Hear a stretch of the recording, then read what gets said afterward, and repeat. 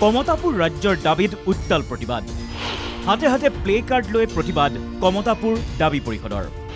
অসম বেংগল বিহাৰত বাস কৰা কোচ ৰাজবংশীক জনজাতিকৰণৰ দাবী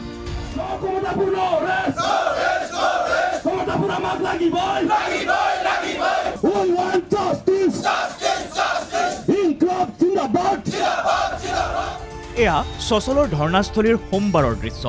হাতে হাতে প্লে কাৰ্ড লৈ কেইবাটাও দাবীৰে উত্তাল কৰিলে সচলৰ ধৰ্ণাস্থলী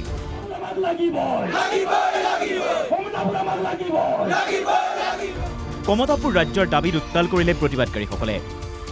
আমাৰ অতি সোনকালে কমতাপুৰ ৰাজ্য গঠন কৰি দিব লাগে আমাৰ যেহেতু কেএলৰ প্ৰধান জীৱন সিংহ কোচ মহাশয়ক আলোচনাৰ জৰিয়তে সমস্যা সমাধান কৰাৰ কাৰণে ভাৰত চৰকাৰে মাতি আনিছে গতিকে জীৱন সিংহ কোচ মহাশয়ৰ লগত ইতিমধ্যে আলোচনা সমাপ্ত হৈছে গতিকে এতিয়া জীৱন সিংহ মহাশয়ৰ লগত অতি সোনকালে শান্তি চুক্তি স্বাক্ষৰ কৰি কমতাপুৰ ৰাজ্য পুনৰ গঠন কৰি কোচ ৰাজবংশী জনগোষ্ঠীক জনজাতিকৰণ কৰিব লাগে আৰু কোচ ৰাজবংশী ভাষাক অষ্টম অনুসূচীত অন্তৰ্ভুক্তকৰণ কৰিব লাগে এইটোৱে আমাৰ মূল দাবী ৰাজবংশীসকলৰ ভাষা ভাৰতীয় সংবিধানৰ ৬ষ্ঠ অনুসূচীত অন্তৰ্ভুক্ত কৰা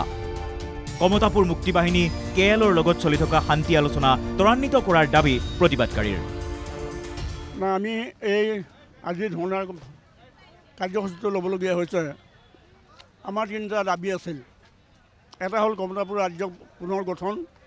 ২ নম্বৰতে হ'ল কি আমাৰ কমতাপুৰীৰ যিটো লেংগুৱেজ আমাৰ ৰাজবংশী লেংগুৱেজ এই লেংগুৱেজটো প্ৰৱৰ্তন হ'ব লাগে আৰু আমাৰ এছ টি ষ্টেটাছটো এছ টি গ্ৰহণ কৰিব তৎকালীনভাৱে কৰিব লাগে গতিকে আজি অসমত বসবাস কৰা বিহাৰত বসবাস কৰা বেংগলত বসবাস কৰা কোচ ৰাজবংশীসকল লাঞ্ছিত বঞ্চিত অপমানিত প্ৰত্যেক খোজে খোজে লাঞ্ছিত বঞ্চিত অপমানিত হৈ আহিছে গতিকে এটা সহ্যৰ সীমা আছে গতিকে সীমা পাৰ হৈ গৈছে আৰু আমি ধৈৰ্য ধৰিব নোৱাৰোঁ ইফালে প্ৰতিবাদকাৰীসকলে কেএলৰ অধ্যক্ষ জীৱন সিংহ কোচ আৰু কেএনৰ অধ্যক্ষ ডিএল কোচৰ লগত শান্তি চুক্তিৰ মাধ্যমত আলোচনা অনুসৰি দাবী পূৰণৰ লক্ষ্যৰে কমতাপুৰ ষ্টেট ডিমাণ্ড কাউন্সিল ৰাজপথৰ আন্দোলনতে সীমাবদ্ধ নাথাকিব বুলিও উল্লেখ কৰে লগতে শান্তি চুক্তি সফল কৰাৰ লক্ষ্যৰে আহিবলগীয়া প্ৰতিটো নিৰ্বাচনত গুৰুত্বপূৰ্ণ ভূমিকা গ্ৰহণ কৰিব বুলি হুংকাৰ দিয়ে প্ৰতিবাদস্থলীৰ পৰাই যদি নিৰ্বাচনৰ পূৰ্বে এই দাবীসমূহ চৰকাৰে মানি নলয় তেন্তে অনাগত দিনত আৰু ভয়ংকৰ পৰিস্থিতিৰ সৃষ্টি হ'ব বুলি হুংকাৰ দিয়ে প্ৰতিবাদকাৰীসকলে